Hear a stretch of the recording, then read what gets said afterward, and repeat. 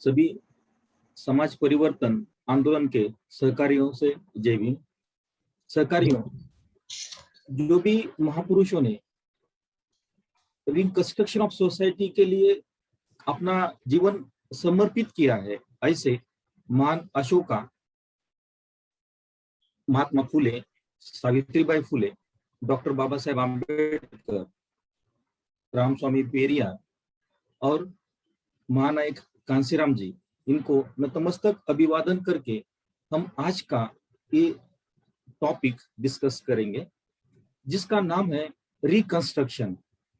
पहला टॉपिक है need of reconstruction of society as the ideal casteless society. यानी कि ये रिकंस्ट्रक्शन की नीड क्या है। हम बोलते हैं कि गरज है, तो ये गरज क्या है, तो इस बात के ऊपर आज हम चर्चा करेंगे।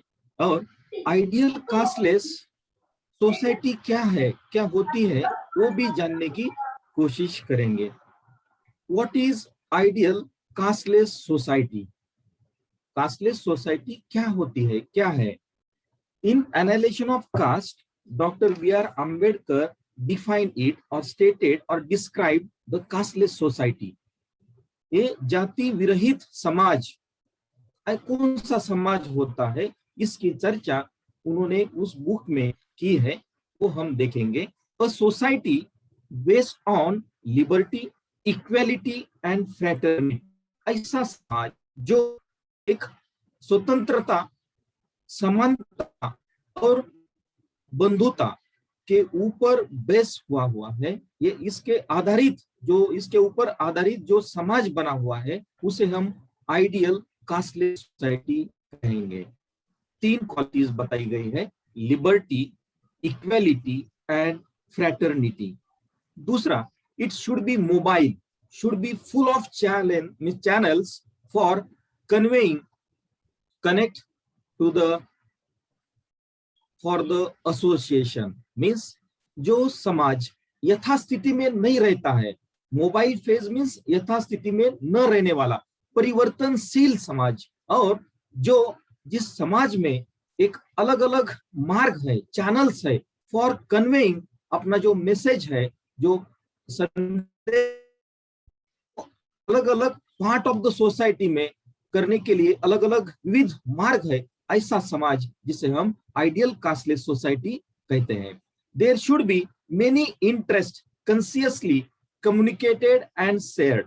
मीन्स ऐसा जानबूझकर जो हमारे इंटरेस्ट है, जानबूझकर वो इंटरेस्ट हम कम्युनिकेट करेंगे एक पार्ट से दूसरे पार्ट में, और वो शेयर भी करेंगे, तब जाके वो फुलफिल होंगे, ऐसा समाज। चौथा बताया गया है varied and free point of contact with other modes of association. Means ऐसा कि जो एक वेरिड पॉइंट्स, अलग अलग विविध पॉइंट, विविधतापूर्ण से, और फ्री पॉइंट जो एक दूसरे के साथ मोड्स ऑफ एसोसिएशन के लिए हम करते हैं, वो पॉइंट्स फॉर होने चाहिए फॉर एक सोशल प्रोसेस। और वो प्रोसेस के लिए बोला गया है सोशल एंडोस्मोसिस। और ये प्रोसेस के लिए varied and free points of contact means समाज में एक भिन्नता के जो भी अंग है, वो एक जीव होने के लिए जो भी अलग अलग पॉइंट्स, वो भी वेरी विविधता से, और एक फ्री पॉइंट होने चाहिए वो मोड्स ऑफ एसोसिएशन के लिए। मींस समाज सुसंगठित होने के लिए, समाज एकजुट होने के लिए जो भी अलग अलग मार्ग है, जो भी अलग अलग पॉइंट ऑफ कॉन्टैक्ट्स है, उनका प्रोविजन वो समाज में होने की जरूरत मीन्स होनी चाहिए। और वो होते हैं, वो अगर ये होता है तो उस समाज को हम आइडियल कास्टलेस सोसाइटी बोलेंगे। और ये प्रोसेस जो है उसे हम सोशल एंडोस्मोसिस प्रोसेस कहते हैं। और ये जो फ्रैटर्निटी है, ये सोशल एंडोस्मोसिस से जो फ्रैटर्निटी, जो बंधुता डेवलप होती है, विकसित होती है, उसी का ही दूसरा नाम है लोकशाही, डेमोक्रेसी। मींस फ्रैटर्निटी और डेमोक्रेसी अलग अलग नहीं है। मींस सोशल एंडोस्मोसिस का प्रोडक्ट है फ्रैटर्निटी, जिसे हम एक डेमोक्रेसी कहते हैं। और ये आइडियल सोसाइटी में गवर्नमेंट कैसे होता है, ये जो गवर्नमेंट जो शासन होता है, वो शासन ये primarily mode of associated living of conjoint communicated experience, means समाज सुसंगठित रखने के लिए जो भी अनुभव देता है या अनुभव एक डेवलप करता है, वो होता है शासन और सोसाइटी में सहकारियों। अगर हम ये आइडियल कास्टलेस सोसाइटी की डेफिनेशन या ये explanation description given by doctor B R Ambedkar in his popular book analysis of caste, अगर हम इसे इसके ऊपर सोचते हैं या जानते हैं, तब जाके हमें पता चलता है कि ये ऐसा सोसाइटी आज एग्जिस्ट है। तो इसका आंसर सभी के मन में आएगा, नहीं है। ये आइडियल कास्टलेस सोसाइटी, जिस सोसाइटी में हम जी रहे हैं, डेली जी रहे हैं, वो कास्टलेस सोसाइटी नहीं है। और ये डेफिनेशन फुलफिल नहीं होती है bye today's current society.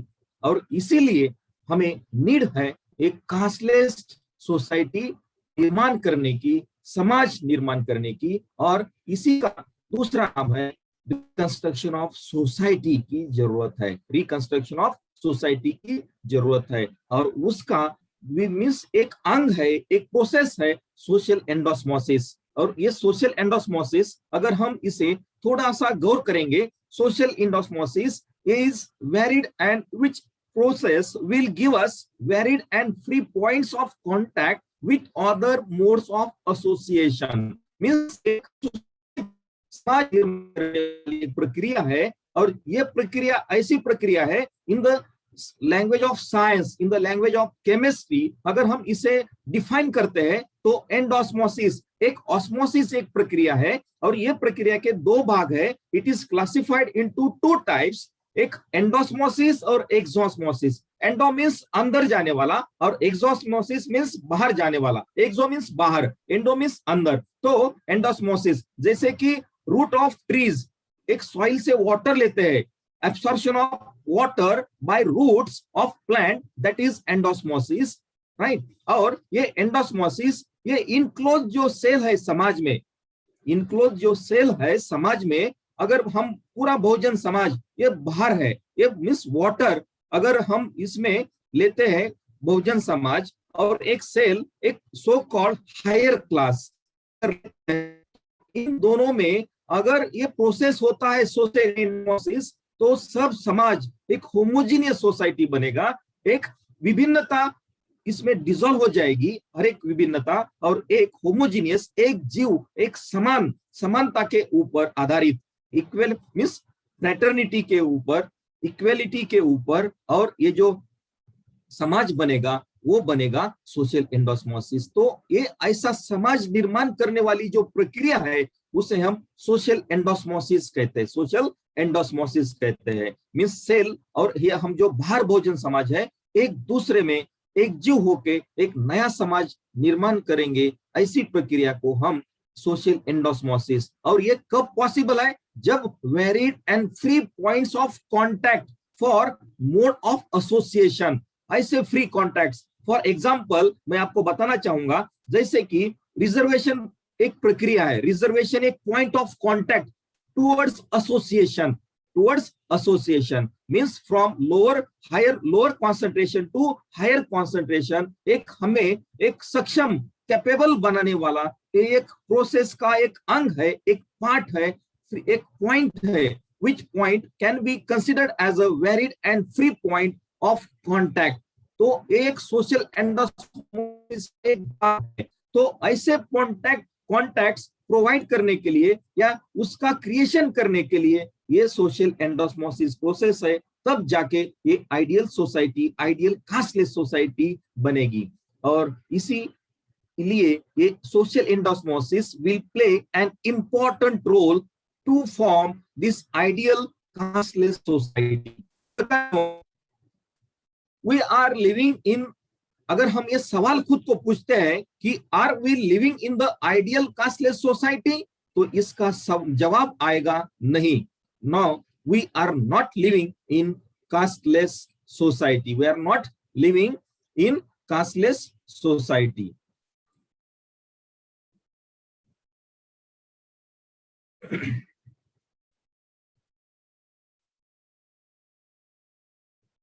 We are not living in casteless caste. We are living in the caste society.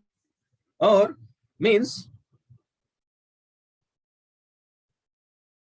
और ये सोसाइटी में देयर इज, ये सोसाइटी कैसे, जो समाज में हम रहते हैं, इस समाज का हम अंग है, पार्ट है, वो समाज जिसमें लिबर्टी नहीं है, इक्वालिटी नहीं है, और ना ही फ्रेटर्निटी है।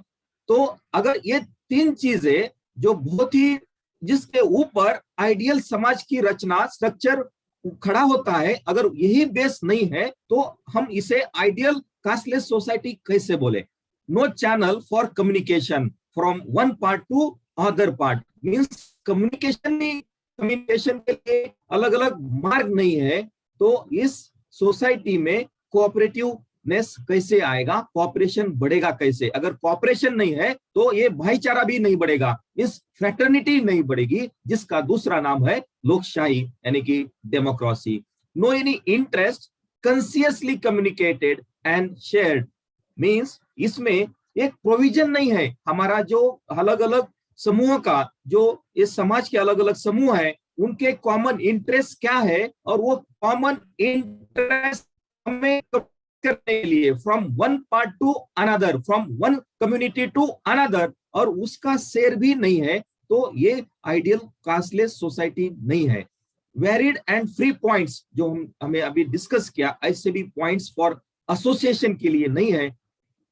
There is no social endosmosis process, बल्कि मनुवादी विचारों ने ये सोशल एंडोस्मोसिस प्रोसेस किल की है, नष्ट की है, ये प्रोसेस को पूरी तरह से बर्बाद किया है। और कंप्लीटली अगर ये सोशल प्रोसेस, एंडोस्मोसिस प्रोसेस ही नहीं है, तो ये डेमोक्रेसी, लिबर्टी, इक्वालिटी, फ्रेटर्निटी समाज में उत्पन्न भी नहीं होगी, भी नहीं है। और उल्टा जो गवर्नमेंट का जो मीन्स रोल होना चाहिए आइडियल सोसाइटी में कि एसोसिएशन ऑफ लाइफ, यहाँ तो डिसोसिएशन ऑफ लाइफ हो रहा है। अगर हम करंट सिचुएशन को देखते हैं 21st सेंचुरी में, role of government towards the society, towards the country, तो it will be not as a association of life but it is dissociation of life.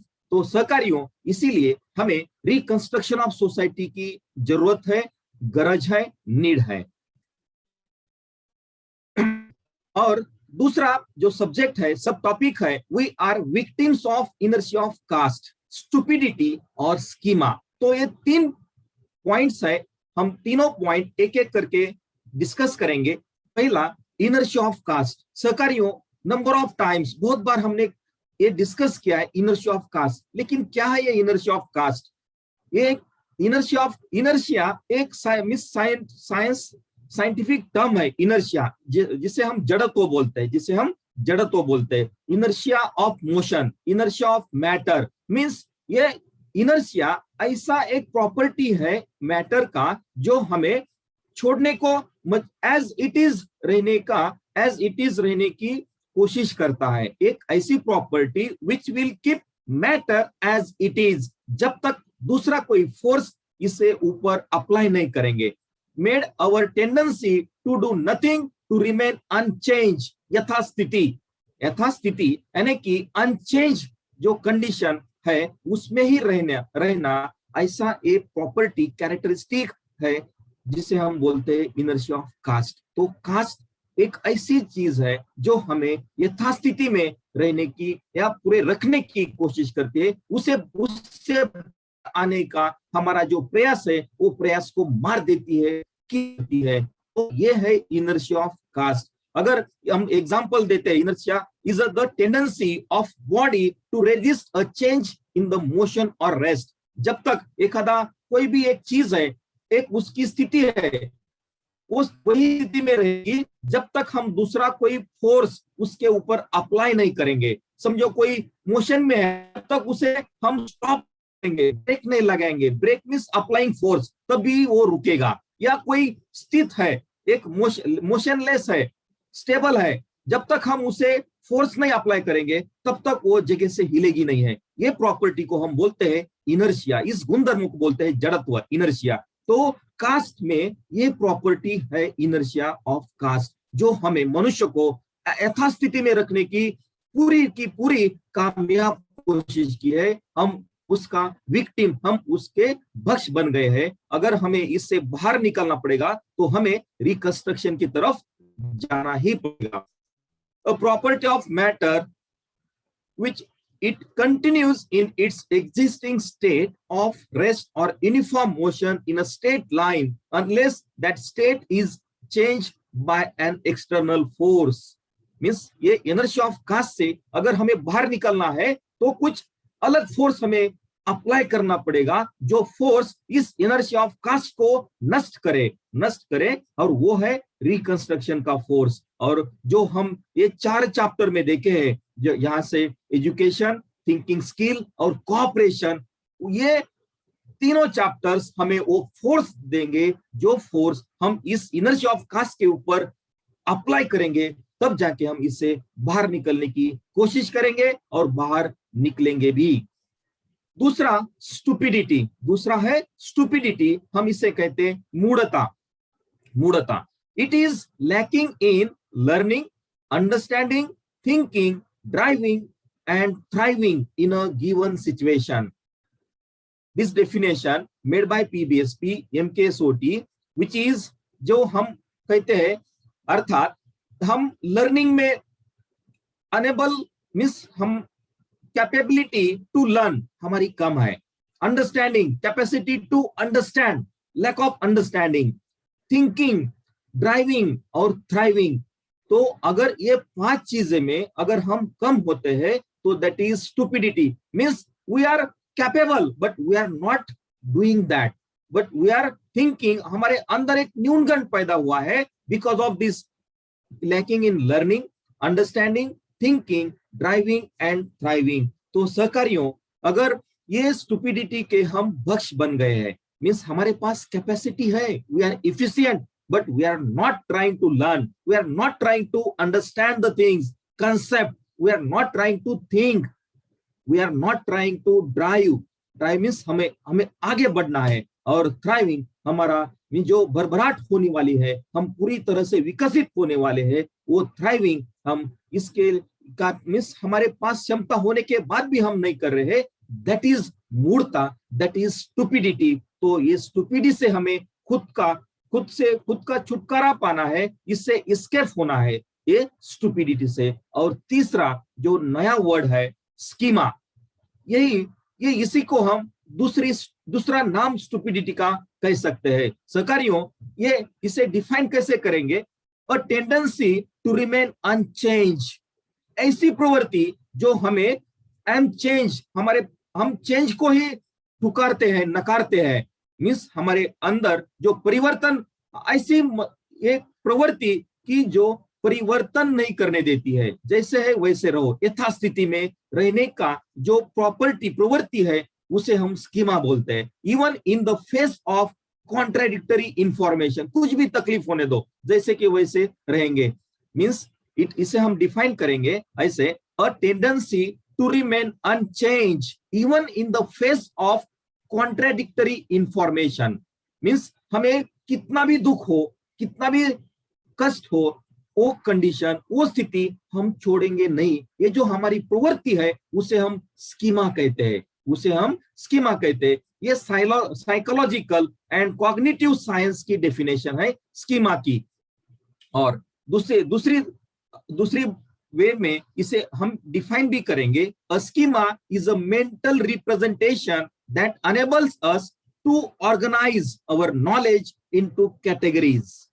Means जो हमारे पास नॉलेज बहुत है, इंफॉर्मेशन बहुत है, लेकिन हम उसका यूज नहीं करना जानते हैं, उसको सिस्टमैटिकली रख के अरेंज करके उसका एप्लीकेशन करना नहीं जानते हैं, दैट इज स्कीमा, और that is nothing but stupidity also, और इसके बख्श है पूरा Bahujan Samaj. The term schema is introduced first by psychologist Jean Piaget in 1923. In this century only it is introduced और इसको इलाबरेट किया, डिस्क्राइब किया बाय फेडरिक बार्टलेट इन 1932. इन 1932. तो सहकारियों, अगर हम ये कास्ट स्ट्रक्चर में देखते हैं खुद को, तो we are victims of schema. ये कास्ट, इनर्शिया ऑफ कास्ट ने, ये जो सोशल स्ट्रक्चर ने, जो मनोवादी जो स्ट्रक्चर है, सोशल स्ट्रक्चर, ये स्ट्रक्चर ने हमें यथास्थिति में रखने की पूरी गुंजाइश की है, पूरी प्रोविजन की है. और इसीलिए हम कहते हैं कि we are victims of inertia of caste, we are victims of stupidity and we are victims of the schema also. अगर हम सोशल स्ट्रक्चर देखते हैं तो it is an epitome of inequality. कैसे? तो हम देखेंगे ये सोशल स्ट्रक्चर. सहकारियों, ये जो बुक है द समचा एज, रिटन बाय महानायक कांसीराम जी, इसमें से ये पेज मैंने लिया है. आपको पूरा सोशल सिस्टम का जो स्ट्रक्चर है पूरा आपको समझ में आएगा. पहला, ये एक वर्टिकल लाइन है. वर्टिकल लाइन में beneficiaries of the system 15%, Brahmans, Kshatriya and Vaishya, Brahmans, Kshatriya and Vaishya. और उसके नीचे पूरा हम ये Bahujan Samaj, which is victims of the system, victims of the system, near about 85 to 90%. और उसमें अगर हम क्लासिफाई करेंगे, अगर डीप में जाएंगे तो intermediate caste like Shudras, other OBCs, other backward classes, then schedule caste, and at the bottom of this schedule tribes, schedule tribes. तो ये पूरा सिस्टम है जो करंट सिस्टम है सोशल सिस्टम में. और ये सिस्टम जो है, it is a product of Brahmanism, it is a product of Brahmanism.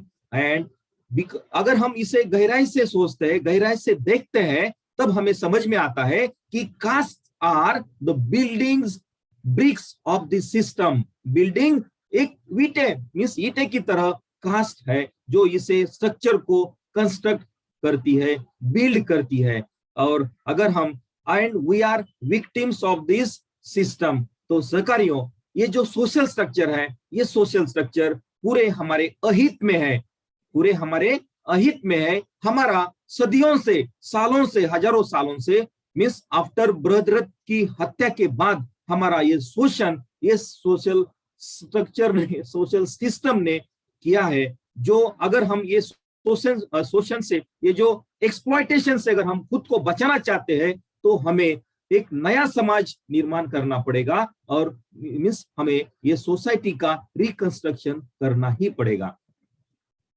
Lack of, तीसरा सब टॉपिक है lack of education, thinking skill and cooperation in Bahujan Samaj. सहकारियों, बिफोर क्राइस्ट 230 मीन्स 180 के आसपास बृहद्रथ की हत्या की गई. उसके बाद मनुस्मृति को लाया गया और मनुस्मृति द्वारा, रिलीजियस नोशन के द्वारा ये जाति को मजबूत किया गया. और तब और वो मजबूत कैसे किया गया? ये हमारे बहुजनों के पास which who were the ruling part of the society, who were the rulers, Shudra, Atishudra were the rulers in the period of Ashoka. और उनके पास से ये बृहद्रथ की हत्या के बाद शिक्षा संपत्ति का अधिकार और खुद का शिक्षा संपत्ति का जो और प्रोटेक्शन करने का जो अधिकार उसे छीना गया. और पूरी तरह से वो जो मीन्स पूरा एम्परर था उसे नष्ट किया गया. और ये तब से जाके आज तक ये we are behind. There is a lack of education. Means education जो अशोका, महान अशोका ने एक शिक्षा की एक अपॉर्चुनिटी सबके लिए क्रिएट की थी. He created opportunities for all, जो यूनिफॉर्म था, यूनिवर्सल था. और वो एजुकेशन पूरी तरह से हमारे लिए बंद किया गया. और आज भी उसके द्वार मीन्स बंद ही है एजुकेशन. हमने देखा है एजुकेशन जब चैप्टर था उसमें एजुकेशन कब कंप्लीट होता है? एजुकेशन, ये शिक्षा तब कंप्लीट होती है जब थिंकिंग स्किल उसमें इंक्लूड होता है. Education is equal to knowledge plus intelligence plus thinking skill. जब तक थिंकिंग स्किल, और महान अशोका, इन्होंने ये जो थिंकिंग स्किल था इसे उस समय अनविक्षिकी विद्या के रूप में माना जाता था, और इस विद्या को एक प्रदीप, एक एनलाइट means light of means lamp of all faculty of sciences, lamp of all faculty of sciences, सब विद्याओं का प्रदीप विद्या ऐसा कहा गया था, जो विद्या आज तक हमें नहीं मिलती है। अगर ये विद्या नहीं मिलती है तब तक हम ऐसे ही डार्क में रहेंगे, ऐसा ही हमारा एक्सप्लॉयटेशन होते रहेगा, हमारा शोषण होते रहेगा। और कोऑपरेशन, कोऑपरेशन कब आएगा? जब हमारे अंदर moral values, ethical values, cooperative values and cooperative principles जब डिराइव करेंगे फ्रॉम दिस वैल्यू, तब जाके आएगा। और ये आज का जो सोशल स्ट्रक्चर है, ये प्रोविजन, वहां कुछ प्रोविजन ही नहीं देता है for common interest, for means communication and then proper coordination. तो हमारा एक कॉमन प्रॉपर्टी भी नहीं होगा। अगर ये चीजें नहीं होगी तब कॉमन प्रॉपर्टी नहीं होगा, और जब तक कॉमन प्रॉपर्टी नहीं होगा तब तक कॉमन शेयरिंग भी नहीं होगा और कोऑपरेशन भी नहीं होगा। तो we are lack of education, thinking skill and cooperation. तो ये हमारे आज के समाज में नहीं है। तो अगर ये हमें लाना है तो समाज का पुनर्जीवन, रिकंस्ट्रक्शन करना एक हमारी जरूरत है, नीड है। सहकारियों, ये चमचा एज में का एक पिक्चर है, अलग अलग चमचे दिखाए हैं, और उसमें मीन्स वे अलग अलग कास्ट को एक चमचा बनाया रखा है ये सिस्टम ने। और ये चमचा तभी डेवलप होता है, तभी उजागर होता है, ज्यादा काम करता है, जब कोई फाइटर, एक रिफॉर्मर आता है समाज का पुनर्निर्माण करने के लिए। जैसे कि doctor Baba Saheb Ambedkar, he was the एक रिफॉर्मर। जब उनका even he was fighting with great speed at that time, ये चमचा युग का स्टार्ट हुआ। और चमचा, इसका डेफिनेशन कैसा किया है महानायक कांशीराम जी ने, आपको वो बताना चाहूंगा। चमचा is an indigenous word used for a person who cannot operate on his own but requires to be operated by someone else. Means चमचा खुद के लिए तो यूज नहीं हो रहा है, लेकिन दूसरों के फायदे के लिए उस दूसरे इसे यूज करते हैं, अपनी सिस्टम बनाए रखने के लिए, सस्टेन मेंटेन करने के लिए। और वो ये सिस्टम है हमारा शोषण करने वाली सिस्टम, हमारा एक्सप्लॉयटेशन जो सिस्टम हमारी करती है, वो सिस्टम के लिए ये it will work as a fertiliser. वो मेंटेन करने के लिए ये उनको हेल्प करते हैं, सहाय करते हैं। ये ऐसा चमचा जो एज है, वो चमचा एज हमें अगर नष्ट करेंगे तभी हम नए समाज निर्माण करने के लिए इफिशिएंट होंगे, एलिजिबल होंगे। तो ये समाज निर्माण करते समय हमें इसका भी ध्यान रखना चाहिए, हम इसका भी ध्यान रखते हैं। चौथा, of empire of Ashoka the great, empire of the Ashoka the great. आवाज कट रही है थोड़ा सा, देखिए माइक नजदीक रखिए। Yes sir, yes sir. Conception of reconstruction of society during empire of Ashoka the Great means अगर हमें समाज निर्माण करना है तो वो समाज किस तरह का होना चाहिए, वो समाज का आइडियल कौन सा होना चाहिए, किस तरह का हमें समाज बनाना है, तो हमारे सामने आता है अशोका द ग्रेट, महान अशोका। उनका जो पीरियड था, वो पीरियड महानायक कांशीराम जी का भी सपना था कि मेरा भारत कैसा होगा, तो महान अशोका का भारत वैसा भारत होगा। और डॉक्टर बाबा साहेब आम्बेडकर, इन्होंने भी एनालिसिस ऑफ कास्ट में बोला है कि जो ग्लोरी पीरियड था, पीरियड ऑफ ग्लोरी, जो वैभवशाली भारत था, पीरियड था, वो था अशोक मौर्य पीरियड। वो क्यों था? अगर हम वो क्यों जानने की कोशिश करते हैं तब हम इसके ऊपर आ जाते हैं। एजुकेशन था, महान अशोका के समय एक एजुकेशन विथ थिंकिंग स्किल, सभी के लिए उन्होंने शिक्षा ओपन टू ऑल। उन्होंने अपनी प्रजा को अपनी पिता ही अपने पुत्र की तरह ही माना था, और वो खुद को अपने पिता समझते थे उनकी प्रजा के लिए। और पिता का जो भी कर्तृत्व था, जो भी रिस्पॉन्स जिम्मेदारी होती थी, वो उन्होंने पूरी निभाने की कोशिश की है, तब जाके वो बना ग्लोरी पीरियड। और वो कैसे माध्यम, किस माध्यम से बनाया उन्होंने, वो जो अपना पूरा जो साम्राज्य बनाया था, जो एक वेलफेयर स्टेट बनाया था, वो स्टेट बनाया था एजुकेशन के द्वारा। और एजुकेशन का इंपॉर्टेंस उन्होंने जाना था, महत्व जाना था। उन्होंने एजुकेशन खुद लिया और अपनी प्रजा को भी दिया, open to all. He created opportunity for all education. और वो एजुकेशन यूनिफॉर्म था, सबके लिए समान था। ऐसा नहीं कि राजा का पुत्र होने के बाद उसे अलग शिक्षा मिलेगी और बाकी के प्रजा के पुत्रों के लिए अलग शिक्षा मिलेगी, ऐसा नहीं।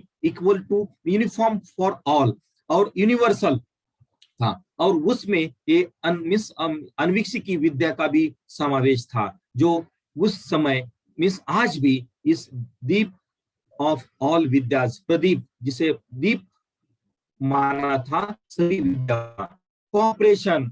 और तभी हम अगर उनका अभ्यास करते हैं तो कलिंग युद्ध के बाद 2 साल के अंदर ही उन्होंने ये सारे शिलालेख लिखे, मीन्स खुद अनुभव पाया, और वो अनुभव शिलालेखों के माध्यम से अपनी जनता को, अपनी प्रजा को देने की पूरी तरह से कोशिश की। उन्होंने खुद वो चीजें आचरण में लाई और वो आचरण में लाकर प्रजा को आचरण में लाने का उन्होंने आह्वान किया। और पूरा उन्होंने 2 चीजों के ऊपर गौर किया था, एक तो धम्म नियमन, यानी कि ये मॉरल वैल्यूज का आचरण, धम्म का आचरण, और दूसरा सोच समाज में सोचने वाला समाज बनाकर, सोचने वाला समाज बनाकर। तो ये दोनों चीजों में से ये उन्होंने ये वेलफेयर स्टेट की निर्मित की।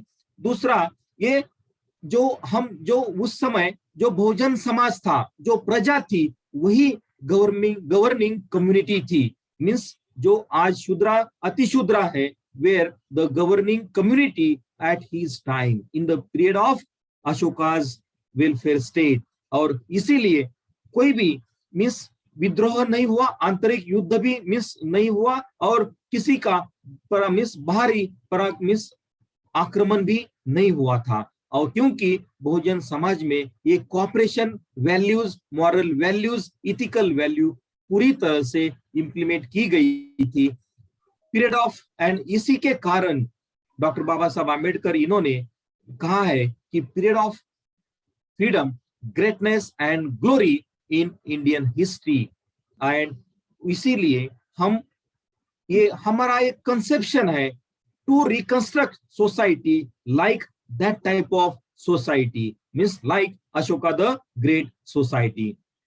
और हम जानते हैं, हमें पता है कि constitution is also made on the basis of Ashoka's concept. Ashoka means हमारी जो संविधान है, हमारा जो संविधान है वो अशोका के विचारधारा के ऊपर ही बेस्ड है, ऊपर ही सीमित है। और उसका मीन्स उसी के कारण उनका जो ये था सारनाथ का जो लेख है, जो स्तंभ है, उससे हमने एक राष्ट्रीय प्रतीक रूप में उसे अपनाया है। और जो अशोका का जो चक्र है, पहिया है, वो ध्वज के ऊपर केंद्र में है। ये इसका लक्षण है, this is the symbol sign कि why we can say constitution made on the basis of Ashoka's concept। आवाज कट रही है पूजा, महेंद्र, आवाज कट रही है आपके सेंटेंस, आप अशोक को एक्सप्लेन कर रहे हैं। यस सर, आ रहा है सर आवाज? अब ठीक आ रहा है। तो yes sir, Constitution is made on the basis of Ashoka's concept। तो इसीलिए हम जब रिकंस्ट्रक्शन ऑफ सोसाइटी के लिए सोचते हैं, तब हमारी सोसाइटी कैसी हो, तो वो अशोका ग्रेट, उनके समय जैसी सोसाइटी थी वैसी सोसाइटी हो, ऐसा हम कंसेप्शन, ऐसा हम सपना देखते हैं। सहकारियों, ये रिकंस्ट्रक्शन का रीजन या इसका एक्सप्लेनेशन महानायक कांसीराम जी बहुत ही अलग तरह से, बहुत ही एक सीधे सादे लैंग्वेज में बताते थे। मैं बताने की कोशिश करूंगा। उनका कहना था, वो एक पेन दिखाते थे, पेन ऐसा वर्टिकल रखते थे पेन एक वर्टिकल रख के वो बताते थे कि एक समाज की रचना कैसी है, एक वर्टिकल है। ये ऊपर पेन का जो एक कैप है वो है means Bahujan, sorry, higher class, so called higher class, which is 15% है, और नीचे का जो पार्ट है 85% बहुजन समाज, और ये इसके ऊपर बैठा हुआ है जो शोषण करता है पूरे बहुजन समाज का। Exploitation of Bahujan Samaj done by this 15%। अगर हम ये आज का करंट सिचुएशन है, अगर हमें इसीलिए इसे हमें रिकंस्ट्रक्ट करना है। रिकंस्ट्रक्ट कैसे कर सकते हैं? इसे हॉरिजॉन्टल भी रख के, हॉरिजॉन्टल रखकर भी इसे रिकंस्ट्रक्ट कर सकते हैं। हॉरिजॉन्टल, इक्वल, हॉरिजॉन्टल, कोई बड़ा नहीं, कोई भी भेद किसी के भी अंदर नहीं रहेगा। या दूसरी पॉसिबिलिटी, बहुत ही बढ़िया पॉसिबिलिटी, आईसी मींस इसे, ये जो टॉप में था 85 जो शोषण करने वाला समाज, 15% वो नीचे आएगा बॉटम में, और रूलर्स होंगे 85, 90। जस्ट 1 मिनट, आई एम यहाँ पर बहुत सारे लोग कॉपी करने के लिए रिकॉर्ड करने की कोशिश कर रहे हैं, और यहाँ पर ऐसा पेन 85%, तो दो पॉसिबिलिटी बताते थे वो कि इसे ऐसा हॉरिजॉन्टल भी कर सकते हैं जो इक्वल सब मिस होगा, या दूसरा बेहतरीन पॉसिबिलिटी जो ऐसा उल्टा होगा, 85% समाज विल बी द रूलर्स, जो उनका नेचुरली हक है वो, और जो 85% जो शोषण सदियों से शोषण करता आया हुआ है हमारा बहुजनों का, वो समाज भी एट द बॉटम। तो ये इसीलिए ये रिकंस्ट्रक्शन की जरूरत है सरकारियों। तो इतना ये बेहतरीन आसान तरीके से ये एग्जाम्पल दिया था महानायक कांशीराम जी ने, वही मैं आपको दोहरा रहा हूं। और उन्होंने लास्ट पैरा में उन्होंने जो बुक लिखा है उसका ये सेंटेंस है, to change culture of perfect inequality into one of absolute equality must remain our cherished goal. तो एक सेंटेंस हमें ये पूरा लेक्चर का सार एक सेंटेंस में आता है सरकारियों। अगर हम इसे गौर से देखें, कल्चर ऑफ परफेक्ट इनइक्वालिटी, आज का जो समाज है इसमें हम परफेक्ट इनइक्वालिटी को देखते हैं। परफेक्ट इनइक्वालिटी जिसके कारण हमारा सदियों से शोषण ही शोषण होते आ रहा है आज तक, till the date, till the time, पल पल। और अगर इस पल को रोकना है, इसे खत्म करना है, तो हमें इस परफेक्ट इक्वालिटी को एब्सोल्यूट इक्वालिटी, सरकारियों मैं आपको एक बताना चाहूंगा, साइंस में एक्यूरेसी एंड प्रिसीजन, जब हम कोई प्रयोग करते हैं, एक्सपेरिमेंट करते हैं, तब हमें कुछ रिजल्ट मिलता है। तो अगर वो रिजल्ट एक्यूरेसी एंड प्रिसीजन को दोनों को सेटिस्फाई करता है, उसे बेहतरीन रिजल्ट कहते हैं। पूरा यूनिवर्स उसे एक्सेप्ट करता है मींस। और ये जो absolute means highly accurated and highly precised, वो इक्वालिटी कभी भी बाद में इनइक्वालिटी में कन्वर्ट नहीं होगी। तो इसका मतलब है एब्सोल्यूट इक्वालिटी मींस ऐसी समाज की निर्मित करो जो समाज based on absolute equality, means हमें परफेक्ट इनइक्वालिटी को खत्म करके, डिस्ट्रॉय करके, किल करके हमें लानी है एब्सोल्यूट इक्वालिटी। और यही है हमारी need for reconstruction of the society, यही है हमारा cherished goal, must remain cherished goal to convert the culture of perfect inequality into one of absolute equality. तो सहकारियों, this is the need for social reconstruction। इतना ही अगर हम यही sentence के ऊपर भी हम आज से सोचना चालू करेंगे, तो आज का जो हमारा डिस्कशन है, हमारा जो संवाद है, उसका फलित हर एक को मिलेगा। और जब हम हर एक को मिलेगा, तब वो सोसाइटी को भी देने की कामयाब कोशिश करेंगे सरकारियों। Reconstruction for means from dark age, अगर हम ऐसा करते हैं तो हम डार्क एज से जाके एक ब्राइट एज की तरफ जाने की कामयाब कोशिश करेंगे। मींस सरकारियों, बिफोर क्राइस्ट, अशोका के बाद, बृहद्रथ की हत्या के बाद, जब तब से हम डार्क एज में हैं।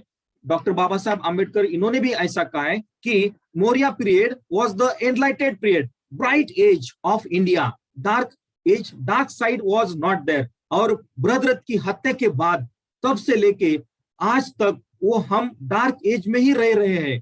पूरी हमारी जनरेशन, हमारी जो पीढ़ियां अब तक जिनका शोषण हुआ है, they lived in dark age. अगर ये डार्क एज से हमें बाहर निकलना है तो हमें खुद का रिकंस्ट्रक्शन, समाज का रिकंस्ट्रक्शन करना ही पड़ेगा। तब जाके हम ये डार्क एज से निकलकर एक ब्राइट एज की तरफ जाएंगे, जिसे हम कहते हैं डिग्निफाइड सोसाइटी। डिग्निफाइड सोसाइटी ऐसी सोसाइटी जिसका आधार हो इक्वेलिटी, जिसका आधार हो न्याय, समता, स्वतंत्रता और बंधुता के ऊपर जो समाज बनेगा, वो समाज, तब हम उसे बोलेंगे ब्राइट एज। तो सहकारियों, वी विल ट्राई, तो ये रिकंस्ट्रक्शन की जरूरत है to travel, to transfer, to escape from dark age and to achieve और to search the bright as.